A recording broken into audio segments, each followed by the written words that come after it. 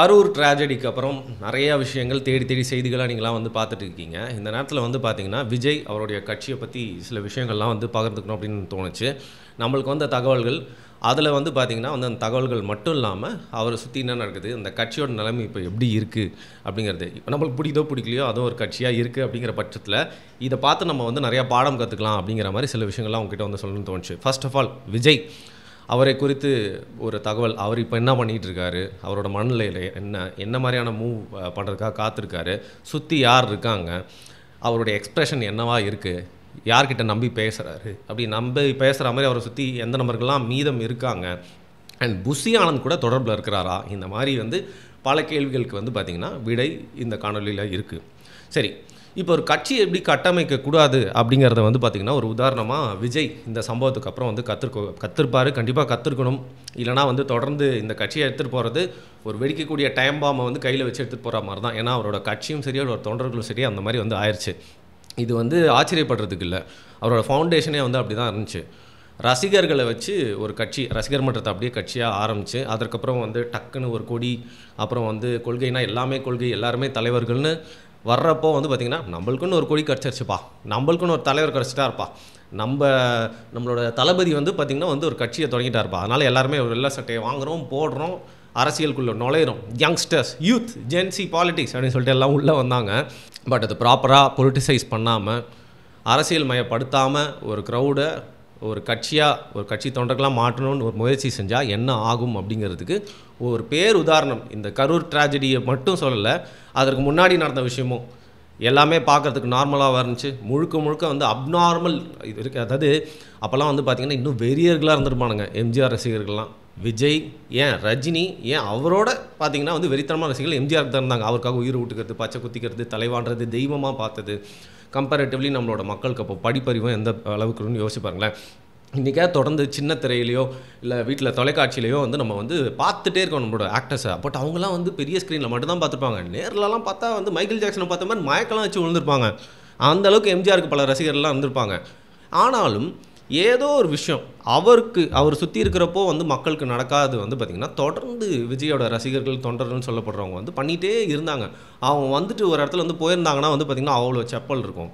எங்கே பார்த்தாலும் எல்லா இடத்துலையும் ஏறுறது, அங்கே இருக்க பப்ளிக் ப்ராப்பர்ட்டி வந்து உடைக்கிறது. விஜயை பார்த்தா வந்து அவர் எதெல்லாம் பண்ண வேணான்னு சொல்கிறாரோ அதெல்லாம் வந்து நீ என்ன வேணால் சொல்லு, நான் அப்படி தான் பண்ணுவேன்னு சொல்லிட்டு அவருக்கு முன்னாடியே லாரிக்கு முன்னாடி அதாவது பஸ்ஸுக்குள்ளே போய் உழுவுறது. ஸோ இந்த மாதிரி நிறைய விஷயங்கள் வந்து பண்ணிகிட்டே இருந்தாங்க. அது இந்த கரூர் ட்ராஜடிக்கு முன்னாடி வரைக்கும் கூட நம்ம பார்த்துட்டே இருந்தோம். அதோட ஒரு பெரிய அவுட்பர்ஸ்ட்டாக தான் வந்து பார்த்திங்கன்னா அந்த கரூர் சம்பவம் வந்து நடந்துச்சு. ஆனால் இப்படி ஒரு ஸ்டார் கட்சியை வந்து தொடங்குறாரு அப்படின்னா ஒரு சைட் வந்து பொலிட்டிக்கல் அட்வைசராக அந்த ஜான் ஆரோக்கியசாமின்னு ஒருத்தர் வச்சிருக்காரு. அவர் தான் வந்து பார்த்திங்கன்னா அவருக்கு பிரெயின் ஃபீட் மாதிரி பண்ணிகிட்டே இருக்கிறாரு. ஸோ அந்த இடத்த அவரை வச்சு நிரப்பிட்டார். இன்னொரு பக்கம் வந்து பார்த்திங்கன்னா மணி அப்படிங்கிற பவரை உள்ளே கொண்டு வரணும் அப்படிங்கிறதுக்காக ஆதவ் அர்ஜுனா அப்படின்ற இருக்காரு. அவர் பார்த்திங்கன்னா காசை செலவு பண்ணி மற்ற விஷயங்கள்லாம் பார்த்துக்கிறாரு. இவங்க எல்லாருக்கும் முன்னாடி வந்து கட்சி தொடங்கணும் அப்படின்னு அவர் முடிவு பண்ணோன்னா ரசிகர் மன்றமாக இருந்தப்போவே தன்னுடைய தந்தையை விட அதிகமாக நம்பினது யாருன்னு பார்த்திங்கன்னா வந்து புஷி ஆனந்த் தான். புஷி ஆனந்த் வந்து கரெக்டாக ஸ்ட்ராட்டஜைஸ் பண்ணியிருக்காரா, அவர் வந்து பார்த்திங்கன்னா கட்டமைப்பை வந்து பண்ணியிருக்காரா, அதெல்லாம் அது ரெண்டாவது பட்சம். ஆனால் அவர் வந்து ஏதோ ஒரு காரணத்துக்காக விஜய் அவர் நம்பியிருக்காரு.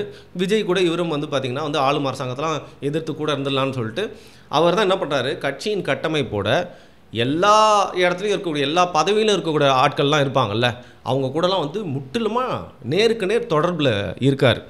ஸோ பிரெயினுக்கு ஜான் ஆரோக்கியசாமி, மணி ஸ்பெண்டிங்க்கு வந்து பார்த்திங்கன்னா ஸ்ப்ளர்ஜ் பண்ணுறதுக்கு ஆதவ் அர்ஜுனா, அந்த கட்சி அப்படிங்கிறத வந்து பார்த்திங்கன்னா வந்து ஃபுல்லாக கட்டமைப்பை வழிநடத்துறதுக்கு கம்யூனிகேஷன், இந்த மாதிரி நிறைய விஷயங்கள் எல்லாத்தையும் போய்ட்டு இம்ப்ளிமெண்ட் பண்ணுறது அப்படிங்கிற இடத்துல வந்து இந்த புஷி ஆனந்த் இருக்கார். இப்போது திமுக அது இன்றைக்கி இருக்கிற சூழ்நிலையில் வந்து பார்த்திங்கன்னா வந்து யாரை வேணால் ஈஸியாக கைது பண்ணிடலாம். யாராலையும் போய்ட்டு மறைஞ்சு வாழவே முடியாது. உதாரணத்துக்கு வந்து பார்த்திங்கன்னா இப்போது செந்தில் பாலாஜி அவர்களுடைய தம்பி எங்கே போனார்னே தெரில, காற்றுல கரைஞ்சி போயிட்டார். அதனால தான் அவர் வந்து கண்டுபிடிக்க முடியல அவ்வளோ நாள். அதே மாதிரி புஷி ஆனந்த் வந்து பார்த்திங்கன்னா வந்து இந்த செம்ம மீம் ஒன்று பார்த்தா, புதுப்பேட்டை தனுஷ் மாதிரி அப்படியே டவலை கட்டினு போகிறாராம். அப்புறம் அயன் படத்தில் வர சூர்யா மாதிரி மாற்றினே இருக்கிறாராம். வீரப்பனாவே மாறி வந்து காட்டுக்குள்ளே வாழ்ந்துட்டு இருக்காராம். நக்சலைட் பயிற்சியெலாம் எடுத்துகிட்டு இருக்காராம் புஷி ஆனந்த். இல்லை பிளாஸ்டிக் சர்ஜரி பண்ணிட்டாராம். வெளிநாட்டுக்கு வந்து கடல் வழியாகவே நீந்தி தப்பிச்சு போயிட்டாராம். இல்லை மரத்து மேலே ஏறி வந்து உட்காந்துருக்காரான்ற மாதிரி ஆளுக்கு வந்து ஒரு லெஜண்ட் ஸ்டோரி சொல்லிகிட்டே இருக்காங்க. அப்படிலாம் இல்லை.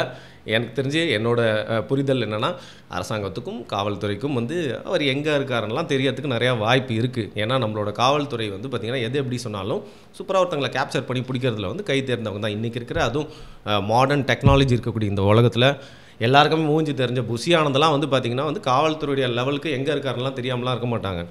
ஆனால் ஏன் இன்னும் பிடிக்காமல் இருக்காங்கன்னு எனக்கு தோணுது அப்படின்னா, இப்போது அவங்களுக்கு நல்லா தெரியும் விஜய் சூப்பராக வந்து இந்த ட்ராப்பில் வந்து சிக்கியிருக்காரு, செம்மையாக ஒரு சம்பவத்தில் மாட்டிக்கினார், அவர் மேலே நிறைய கெட்ட பேர் இருக்குது, நிறைய ராங் மூவ்ஸ் பண்ணிட்டாரு.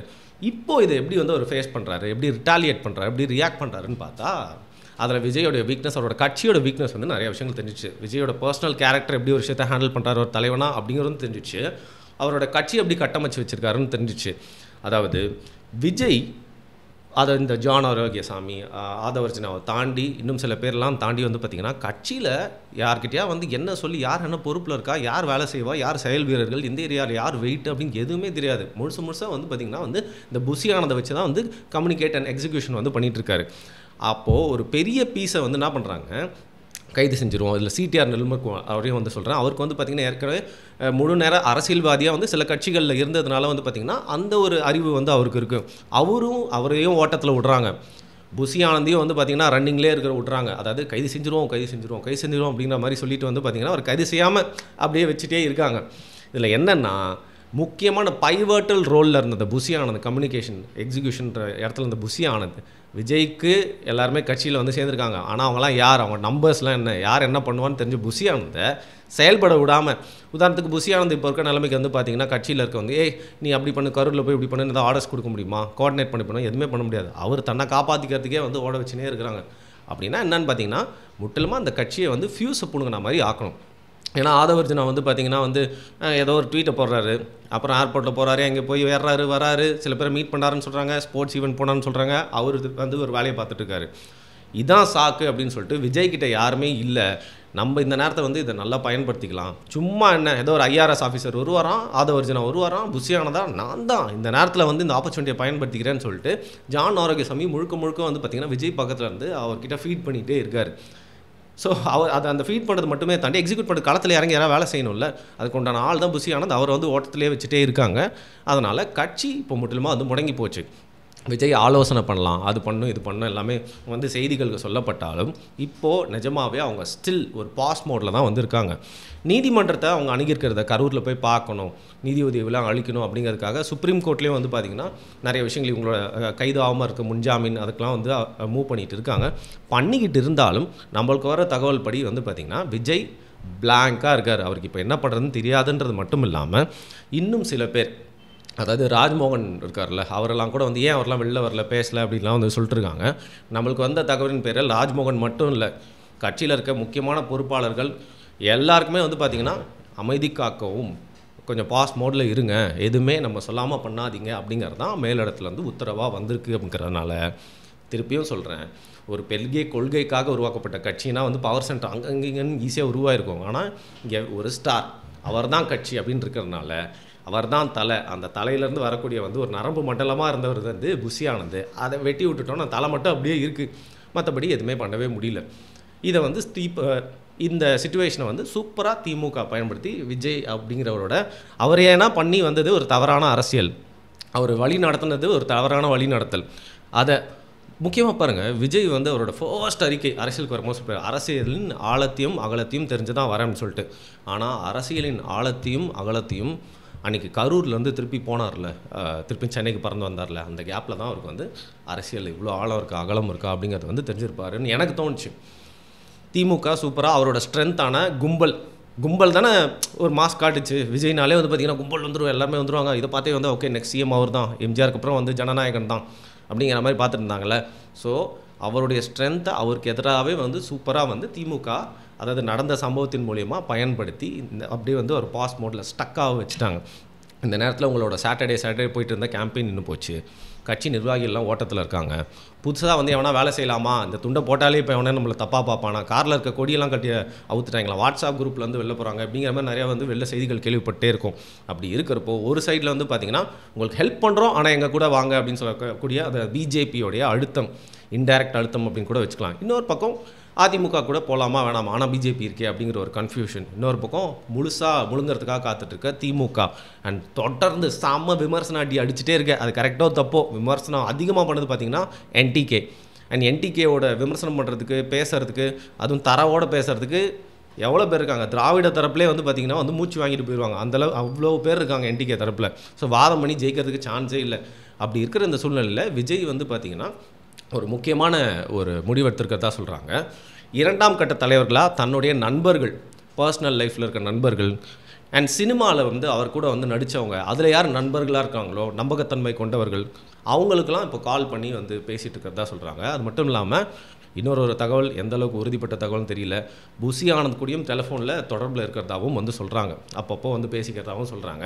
சரி, இந்த நண்பர்கள், வெல்விஷர்ஸ், அந்த க்ளோஸ் ஃப்ரெண்ட்ஸ் எல்லாம் வந்து பார்த்திங்கன்னா சக ஆக்டர்ஸ் எல்லாம் வந்து யார் நம்புறாரோ அவங்களுக்குலாம் வந்து இப்போது 2ஆம் கட்ட தலைவர்களாக அவங்க வந்து நியமிக்கலாமா அப்படிங்கிற ஒரு யோசனையில் விஜய் அவர்கள் இருக்கிறதா வந்து சொல்லப்படுது. ஸோ மொத்தத்தில் வந்து பார்த்திங்கன்னா வந்து ஃபுல்லாக டிஸ்ஃபங்க்ஷனான ஒரு பார்ட்டி. நீங்கள் வந்து ஒரு பார்ட்டி அரசியல்னால் வந்து பார்த்திங்கன்னா நியூஸில் இருந்துக்கிட்டே இருக்கணும் அப்படின்னு சொல்லுவாங்க. அதுதான் வந்து முக்கியமான அரசியல். நீங்கள் பதவியில் இருக்கீங்களோ இல்லையோன்னு சொல்லுவாங்க. அந்த வகையில் இன்றைக்கி நீங்கள் நியூஸில் இருந்துகிட்டே இருக்கீங்க. உங்களை வச்சு தான் பல பேருக்கு வந்து கண்டென்ட்டு, நம்ம வந்து இதை ஒரு கண்டென்ட் மில்கிங்காக பார்க்கல. இது வந்து சில பேர் மூலியமாக நம்மளுக்கு வந்த தகவல் அப்படிங்கிறனால இதை நம்ம பேசணும், நம்ம சேனலில் பேசணும், பார்ப்பாங்க அப்படின்றது தான். அதை தாண்டி வந்து பார்த்திங்கன்னா பல பேருக்கு நீங்கள் ஒரு கண்டென்ட்டு, இன்றைக்கி நீங்கள் அரசியலில் வந்து பேசு பொருளாக இருக்கீங்க, நியூஸில் இருக்கீங்க. பட் தப்பான ஒரு காரணத்துக்காக உங்களை வச்சு, உங்கள் கட்சியை வச்சு, நடந்த சம்பவத்தை வச்சு நிறைய பேர் வந்து அரசியல் பண்ணிகிட்ருக்காங்க. பண்ண தப்புக்கள்லாம் வந்து விஜய் அவர்கள் திருப்பியும் வந்து வர்றப்போ வந்து யாராக இருந்தாலும் மீண்டு வரட்டும், ஆனால் தப்பெல்லாம் வந்து திருத்திக்கிட்டு தெளிவோடு வருவாங்களா அப்படிங்கிறது தெரியல. நம்மளுக்கு தனிப்பட்ட முறையில் அந்த கட்சி மேலே பாசமும் இல்லை, அவங்களோட கொள்கை அதான் இல்லையே. கொள்கையே இல்லாத கட்சி மேலே நம்மளுக்கு என்ன பிடிப்பு, பாசம், எந்த ஒரு சிந்தனை, பெரிய ஒரு சிந்தனை இல்லை. அதில் வந்து நம்மளுக்கு நிறைய எதிர்ப்பு தெரிவிச்சிட்டே இருந்தோம். ஏன்னா இனிமேலும் ஒரு நடிகர் நாடால் வரலாமா, என்னன்னு பார்த்தீங்கல்ல, அந்த ஃபேன் மென்டாலிட்டி என்னத்தெல்லாம் வந்து பண்ண வைக்குன்றதை பார்த்தீங்க. அதனால தான் நம்ம வந்து இதை எதிர்த்தோம். ஸோ இதை வந்து ஒரு பார்வையாளராக என்ன நடக்க போகுது, இவரை வச்சு என்ன பொலிட்டிக்கல் கேம் ப்ளே பண்ண போகிறாங்க, அவர் வந்து வந்துட்டார், வேறு வழி இல்லை, ஒரு வழி பாதை கோயிங் ஃபார்வர்ட் அப்படிங்கிற மாதிரி மனசில் வச்சு என்னென்ன முடிவுகள்லாம் எடுப்பார். ஒருவேளை ஏடிஎம்கே பிஜேபி கூட வந்து கூட்டணி காம்ப்ரமைஸ் பண்ணி போவாரா, இல்லை தனியாக வந்து தொடர்ந்து இந்த காலத்தில் வந்து தன்னுடைய எதிரியான திமுகவை சந்திக்கலாம்னு நினைப்பாரா அப்படிங்கிற பொறுத்து இருந்து பார்ப்போம். நன்றி.